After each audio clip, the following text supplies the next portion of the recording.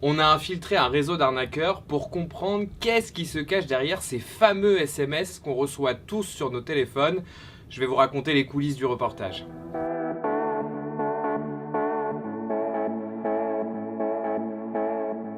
Alors on a tous reçu ces SMS sur nos téléphones qui demandent de renouveler notre abonnement Netflix, Amazon, qui demandent de payer des droits de douane pour des Colissimo, qui nous demandent de mettre à jour notre carte vitale, de payer une amende ou carrément de mettre à jour notre vignette critère. Eh bien, tous ces SMS, ils comportent tous un lien qui mène vers un faux site internet vraiment à l'identique. On peut tous se faire avoir et en fait, au lieu d'être sur un site internet sécurisé, on se retrouve sur une copie qui récupère toutes nos données personnelles et toutes nos coordonnées bancaires. Et là, c'est la porte d'entrée pour qu'on nous pique tout notre argent sur nos comptes en banque. Du coup, on a voulu comprendre comment fonctionne cette arnaque et qui se cache derrière. Alors l'enquête, elle nous a pris plusieurs semaines, voire plusieurs mois, parce que c'est assez compliqué en fait d'infiltrer le réseau, parce que tout est entièrement illégal. Et en fait, ils utilisent des messageries cryptées, et comme leur nom l'indique, eh bien, c'est très compliqué de retrouver et d'infiltrer ces conversations-là. Au début de l'enquête, en fait, j'ai tout de suite compris qu'ils utilisaient Telegram pour échanger entre eux. Donc le premier truc que j'ai fait, j'ai téléchargé Telegram, et j'ai commencé à chercher bêtement en tapant arnaque, SMS, etc. J'ai rien trouvé. Et en fait, pour être assez discret et pour pouvoir échanger entre eux sans se faire repérer, ils ont un lexique.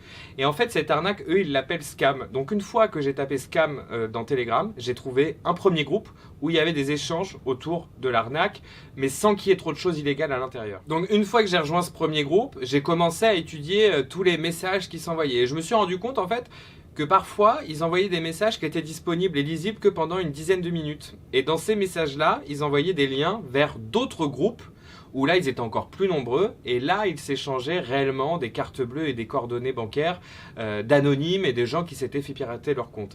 Et donc, au fil des semaines, j'ai rejoint un deuxième groupe, un troisième groupe, pour au final, au bout d'1 mois et demi d'enquête, rejoindre une centaine de groupes sur Telegram, où tous s'échangent des listings entiers de milliers de numéros de téléphone, d'adresses, de cartes bleues, de comptes en banque, d'adresses mail, de mots de passe d'adresses mail pour pirater les adresses mail. Et c'est sans fin et c'est plus des centaines de milliers de messages chaque jour échangés entre tous ces pirates.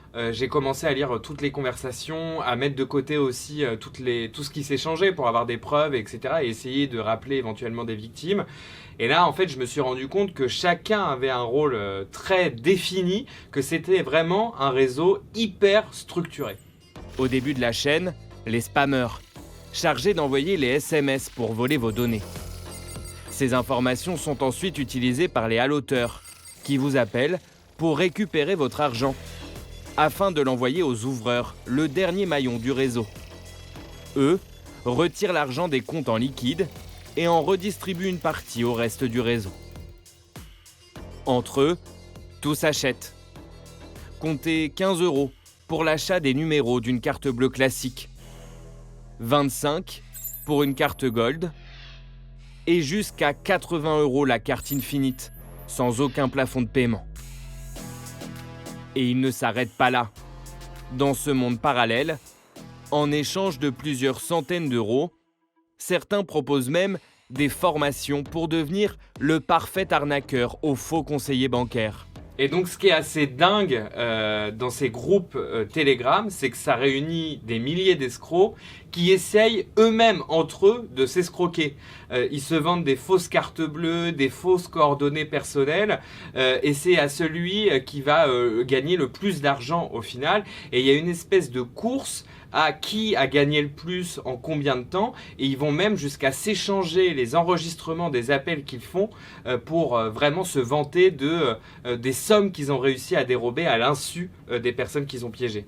Je me suis rendu compte que dans certains groupes, il y avait vraiment, c'était la course à qui allait s'échanger l'appel où il y a la somme la plus importante de dérober, où il y a l'appel le plus trash, où il y a la personne qui va pleurer le plus au téléphone parce qu'elle s'est rendue compte du piratage qu'elle vient de subir. C'est glaçant parce qu'on se rend compte que les escrocs sont sans foi ni loi. Ils en ont rien à faire de la victime à qui ils ont pris de l'argent, et au contraire ça les amuse. Et il y a une espèce de course pour savoir qui sera le plus trash. Ils se motivent entre eux pour dire vas-y, va encore plus loin, fais-la pleurer cette conne, etc. Enfin, c'est vraiment une course à la cruauté en fait dans ces groupes-là. Est-ce que monsieur, vous avez fait des achats sur un site de porno gay? Ah, non. Vous êtes gay ou pas, monsieur? Oui, mais non, je n'ai pas acheté de porno gay. D'accord, bah espèce de sale petit PD, je t'ai bien niqué. Je t'ai pris C'est pas 500 € grave. sur Lydia et 800 € sur Boulanger, fils de pute. À chaque appel, leur cruauté semble sans limite. Vous avez combien de découvertes autorisées, madame, sur votre carte? Vous me posez beaucoup. Bon, allez vous faire enculer, madame, allez vous faire enculer. Nique ta mère, sale Guadeloupéenne de merde, sale noire, va, sale pute. Passez une très bonne journée. Au revoir. Mais non, mais rendez-moi mon argent. Monsieur, rendez-moi mon argent. Monsieur, rendez-moi mon argent, je vous en supplie. Rendez-moi mon argent, monsieur. Refaites la transaction PayPal, s'il vous plaît.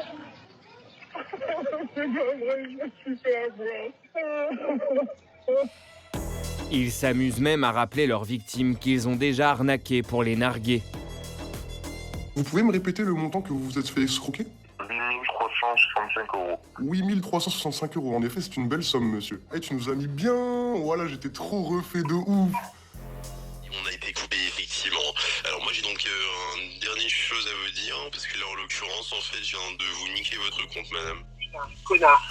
Vous venez de valider mes paiements là, madame. Bah oui, j'ai bien compris. Bah oui, mais je vais bien manger avec vous, madame, merci beaucoup. Avec le sentiment à chaque fois d'être totalement intouchable. Vous travaillez vraiment à la gendarmerie? Oui, bien sûr. Après, vous savez que là, je viens de vous arnaquer, monsieur. Comment ça? Je viens de vous arnaquer 700 €. Après, monsieur, vous faites pas bien votre profession. Normalement, vous êtes au courant de tout ça. Allez, ciao, espèce d'enculé, va. Notre objectif de base, quand on a infiltré ces groupes et ces conversations sur Telegram, c'était de rencontrer un arnaqueur en chair et en os. Et en fait, ils sont de plus en plus méfiants parce qu'on commence à parler de l'arnaque de plus en plus dans les médias. Et donc en fait, en parallèle de toutes ces preuves et de tous ces enregistrements que j'ai collectés au fur et à mesure des jours pour l'enquête, j'avais des conversations en privé avec des arnaqueurs en ne disant pas évidemment que j'étais journaliste, mais en me faisant passer pour quelqu'un qui voulait se former pour moi aussi arnaquer, pour essayer de les rencontrer. Et il y en a un à qui on a vraiment pensé qu'on allait arriver à le rencontrer. On s'était donné rendez-vous dans un bar. Il nous avait demandé plein de preuves pour s'assurer qu'on n'était pas des policiers ou des journalistes. Il voulait vraiment nous rencontrer. On avait rendez-vous, je me souviens, un mercredi soir à 21h dans un bar, dans un milieu public, parce qu'il voulait être sûr qu'on n'allait pas l'arrêter ou se faire avoir. Et puis au final, au dernier moment, 5 minutes avant le rendez-vous, il nous a plantés et on n'a jamais réussi à rencontrer en chair et en os un arnaqueur. Ils sont vraiment tous trop méfiants, ou alors s'ils veulent converser, ils le font en visio, et encore ils ont soit un masque ou soit une capuche qui permet pas de les reconnaître. Donc face à cet échec, ce qui arrive parfois dans les enquêtes, on rêve d'interviews et de rencontres et on n'arrive pas à les avoir. On s'est dit que la seule manière de pouvoir réellement parler à un arnaqueur et de savoir un petit peu pourquoi il fait ça, de connaître ses motivations, combien il gagne, quel profil il a, et ben c'était de leur donner la chose la plus importante pour eux, à savoir des numéros de carte bleue et des données personnelles pour qu'ils aient l'impression de pouvoir nous pirater. Donc pour ça, on a créé une carte bleue virtuelle et un faux profil pour qu'ils essayent de nous appeler en pensant pouvoir nous dérober de l'argent. Mais bien évidemment, on avait bloqué cette carte bleue pour être certain qu'ils ne prennent vraiment aucun argent. Et puis toutes les informations personnelles qu'on leur a données, elles étaient bien évidemment fausses. Et donc là, quand on a publié ces informations-là, je les ai publiées dans une trentaine de groupes que j'avais rejoints, les groupes les plus actifs que j'avais identifiés, où il y avait le plus de membres et le plus de messages. Et là, en l'espace de 2 minutes, je n'ai pas arrêté de recevoir des appels. Dans le reportage, on voit 2 appels que j'ai eus. Et en vrai, en fait, pendant 2 heures, j'ai eu une vingtaine d'appels de personnes différentes qui espéraient m'arnaquer ou qui me faisaient croire que j'avais des virements qui partaient dans des pays étrangers et qu'il fallait absolument les bloquer. Et donc avec ces appels, j'ai eu un premier appel, donc c'est l'appel qu'on entend dans le reportage où la personne, je me suis dit je vais jouer le jeu, je vais voir jusqu'où elle va, comment elle me parle, etc. Donc c'est ce qu'on voit, on a laissé quasiment l'échange intégral dans le reportage et elle a jamais craqué. Il y a un appel. L'arnaqueur ne sait pas que nous enregistrons. Allô ? C'est Monsieur Muller au téléphone du service suspicion fraude. Il y a une demande de paiement sur la carte 4445. Il y en a d'ailleurs 2 qui sont encore en attente, donc ça ne s'arrête pas. Ah bon? Des transactions bien évidemment totalement bidons. L'escroc cherche à nous faire peur pour récupérer notre argent. Nous allons tenter de le faire craquer en surjouant la méfiance. Mais vous, attendez, juste, vous êtes qui? Parce que vous m'avez dit, vous êtes Monsieur Muller? Je suis monsieur Milorma, monsieur du service sécurité fraude. Mais de quelle banque? Alors moi je suis service sécurité fraude et au niveau visa. Non, c'est la première fois que je reçois un appel comme ça, c'est pour ça me paraît étrange. Normalement, c'est ma banque. Attendez, bougez pas, je vais rappeler ma banque. Est-ce qu'il va me rappeler? Allô? Oui, excusez-moi monsieur, je suis en train de vous parler, vous avez coupé donc. Bah, non, mais je vais rappeler directement ma banque. Bon, écoutez monsieur, si vous ne voulez pas de l'aide de la sécurité fraude visa, il n'y a aucun problème. Non, je comprends juste pas qui vous êtes. Avec votre banque. Bah, monsieur, je vous ai expliqué, je suis monsieur Miller du service sécurité fraude chez Visa. On n'est pas censé se connaître depuis petit, à ce que je sache. On n'est pas forcément amis, je suis là pour vous aider. Et vous agressez tous vos clients comme ça, monsieur? C'est pas que je vous agresse, monsieur, c'est qu'actuellement, il y a des choses qui sont en cours. Son discours est parfaitement rodé. Il ne lâchera rien. Je ne suis pas là pour discuter ou pour créer un lien avec vous, je suis là pour vous donner des faits et vous aider. Vous ne voulez pas écouter, c'est une chose. Vous ne voulez pas de notre aide, c'en est une autre. Mais ne me faites pas perdre mon temps, tout simplement. Tu joues bien la comédie, hein? Ça fait combien de temps que tu fais ça? Mais excusez-moi, monsieur, je ne comprends pas de quoi vous parlez. Si vous pouvez un peu mieux m'expliquer. Ensuite, derrière, on en a eu plusieurs au téléphone. Ils étaient vraiment pas très doués parce que très vite, ils bégayaient dès que je les mettais un petit peu en difficulté. Ils me raccrochaient au nez dès que je commençais à dire « Mais attendez, je comprends pas qui vous êtes. Moi, je suis pas dans la banque dont vous me dites que vous êtes, etc. » Donc, ils étaient pas bons. Jusqu'au dernier. Et lui, il passe très vite à table. Juste pour vous dire qu'actuellement, connectez-vous à votre carte bancaire et il vous reste 0 €. Pardon? Je n'en rajoute pas. Mais vous êtes qui? Comment ça, il me reste 0 €? Vérifiez. Je suis en train de vider votre compte. Si t'es si fort, vas-y, vide-le. Parce qu'en fait, t'es en train de parler à un journaliste de France 2 depuis tout à l'heure qui a fait fuiter volontairement toutes ces informations pour avoir le privilège de parler à un arnaqueur au téléphone. Pourquoi tu fais ça? Franchement, je vais te dire. Je vais te dire. En me concerne l'argent, je te parle vraiment sérieusement, frérot. J'ai 17 piges, je mens pas. T'as 17 ans? J'ai 17 ans, pourquoi je fais plus? Tu te fais combien par semaine? Bah, ça dépend des cartes que tu reçois, en fait. Mais en moyenne, tu te fais combien? Je tape les plus de 3 000 € facile. 2-3 000 € par semaine? La ligne de mer. Mais non. Avec ça, je peux faire plusieurs choses. Je peux acheter des vêtements de luxe ou je ne sais quoi. Je peux partir en vacances, que ce soit dans le sud ou à Dubaï. La police, actuellement, a aucune preuve comme quoi, déjà, d'une, c'est moi qui passe les paiements. Et t'as aucun remords? Essaye de me trouver un métier tout de suite, avec un bon salaire. Travailler légalement pour gagner 1 800 € net par mois, ça ne va pas. Mais donc, du coup, tu trouves ça normal de piquer de l'argent sur des comptes de gens qui bossent et de t'en servir pour acheter des sacs de luxe, alors qu'eux, potentiellement, ils bossent pour bouffer, pour payer les factures, etc., et qu'ils se retrouvent sans rien? Non, ça me pose pas de problème. Je sais qu'un jour ou l'autre, je vais le payer là-haut. Il y a un bon Dieu pour ça, tu vois, parce que je veux dire... Ouais. En réalité, l'échange qui est résumé en 4-5 minutes dans le reportage, il a duré 1 heure. Et il est juste hallucinant et énervant, même en tant que journaliste qui devait garder ses nerfs pour justement le faire un petit peu accoucher et qui nous explique concrètement ce qu'il fait. J'étais hyper énervé, j'avais beaucoup de mal à garder mon sang-froid au téléphone avec lui parce que clairement, il en a rien à faire et il se pense intouchable. Et il assume totalement de ne rien faire de ses journées. Lui, il dit qu'il bosse entre guillemets, que 30 minutes par jour pour arnaquer 3 000 € par semaine. Et encore 3 000 €, ce qu'il nous disait en tout cas, c'était la somme minimale qu'il gagnait. Il pouvait gagner bien plus. Et il assumait totalement de ne rien faire de ses journées et juste d'arnaquer les gens. Ils ont tellement l'impression d'être intouchables et que les policiers ne peuvent pas les avoir parce qu'ils se cachent sur Internet, etc.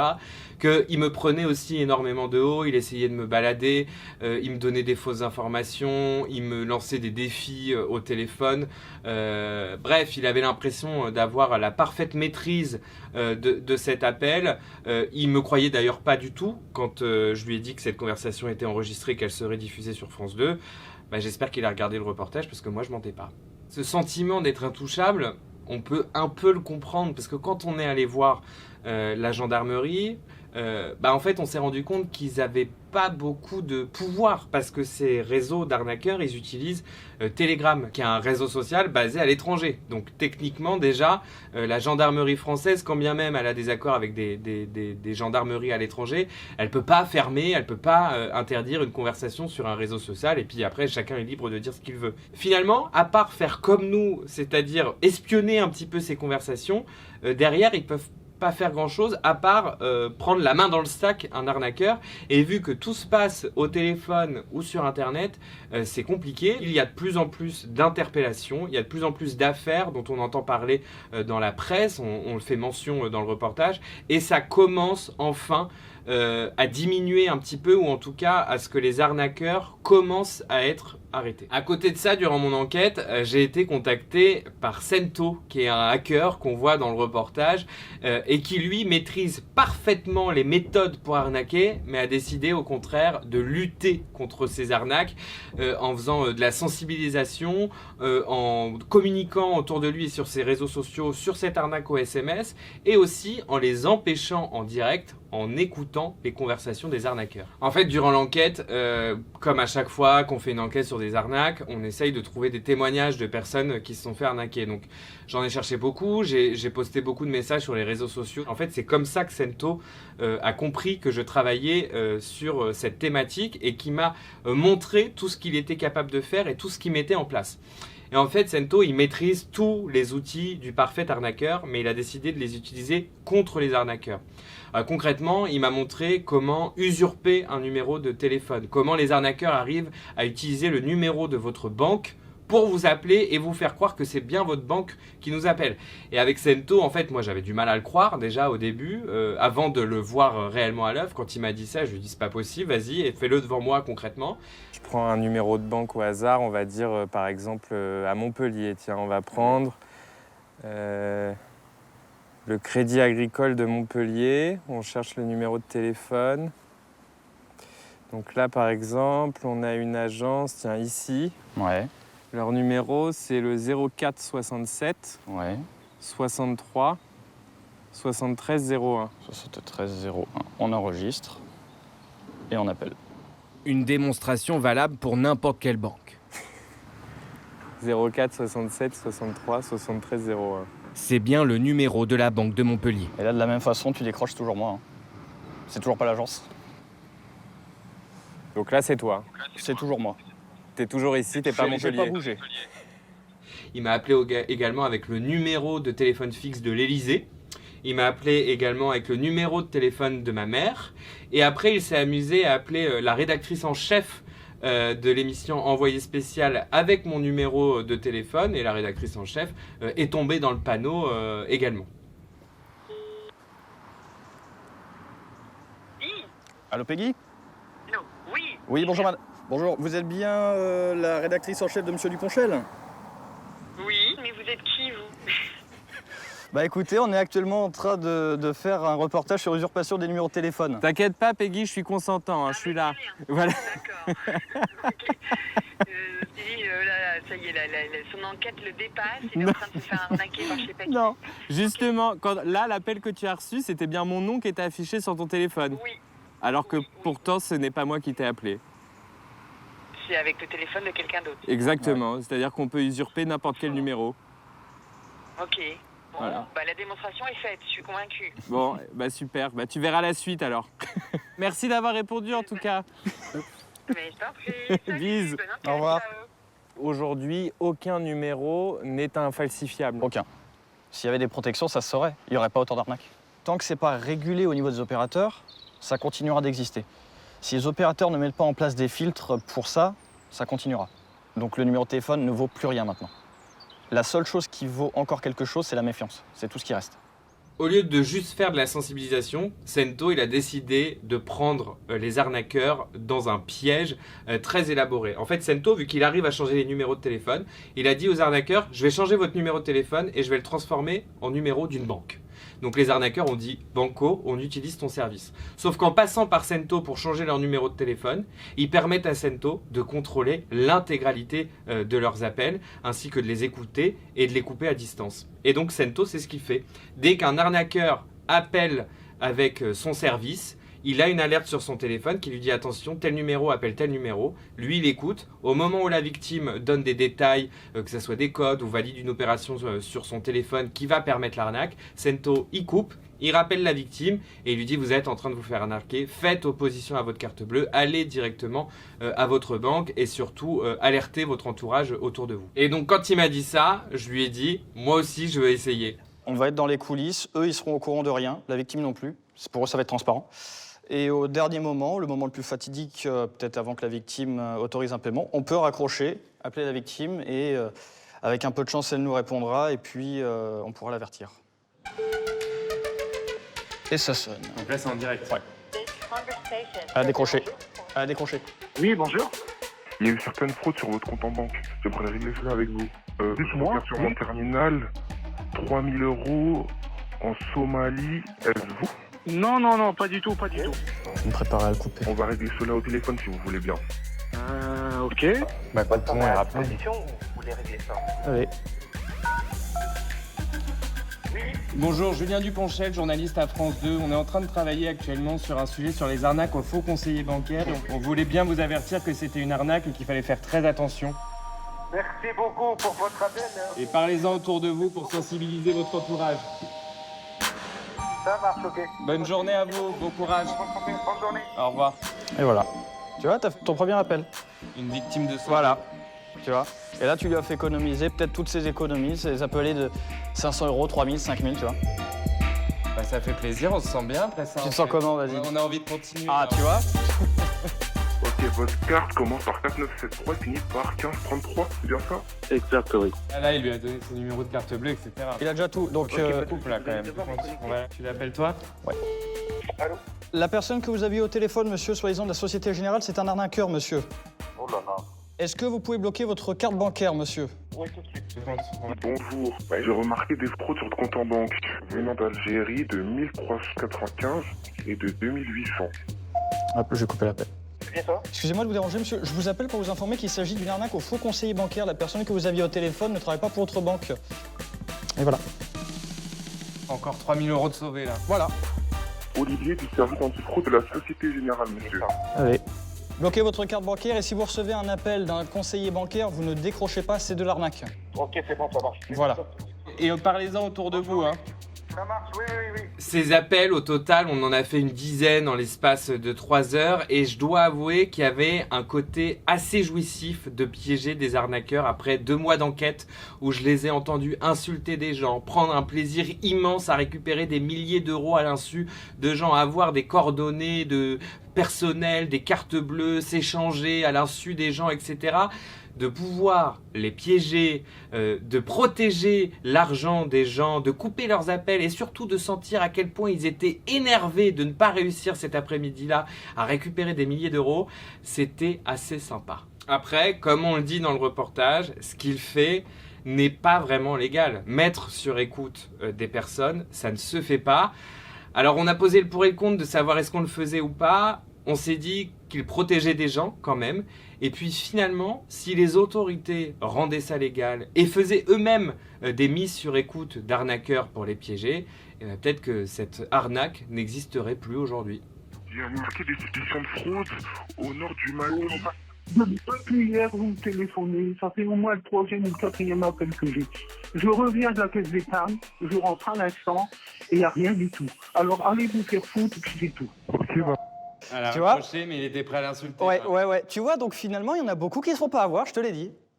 Au moins, il y en a certains qui sont un peu sensibilisés. Nous, on compte sur un effet boule de neige, c'est-à-dire qu'une personne qui en parle à une personne, qui en parle à une personne, malgré tout, on peut mettre ça à l'échelle d'un petit village, on peut avoir un village entier qui est averti par rapport à ça. Donc au final, tout ce qu'on fait a un impact. Aussi petit soit-il, il y aura un impact et ça influencera énormément sur ce que les gens feront. Son piège, bien qu'illégal, a ce jour-là permis d'éviter le vol de 12 850 €. Une fois que vous avez vu cette enquête, il y a 2 choses qu'il faut retenir. Premièrement, on ne croit pas à son téléphone. Les SMS, les appels, les mails ne sont pas sécurisés. Il faut toujours aller chercher par soi-même pour être certain qu'on a éventuellement un problème avec son abonnement Netflix, sa carte vitale ou son colis qui est en cours d'acheminement. La deuxième chose à faire si jamais ça vous arrive, c'est opposition immédiate à votre carte bleue.